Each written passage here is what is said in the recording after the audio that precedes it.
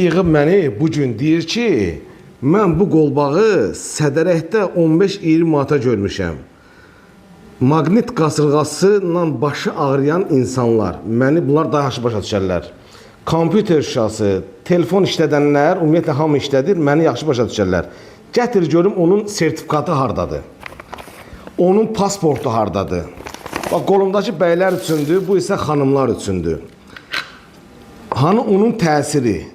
Onun gündəlik təsirləri hansı ki oynaqlarında ağrını götürür, hansı ki onun immun sistemi gücləndirir, gündəlik şəkərini, təzyiqini normada saxlayır, hansı ki bunun arxasında gördüyünüz kimi görürsünüz ki maqnit var bunun arxasında, enerjini tənzimləyir, immun sistemi gücləndirir. Gətirsin o, harda Sədərəkdə görüblərsə 15-20 manata belə qablaşdırılmış, sertifikatlı, bax bu sənədli şəkildə təqdim eləsinlər, deyim ki sən doğru danışırsan.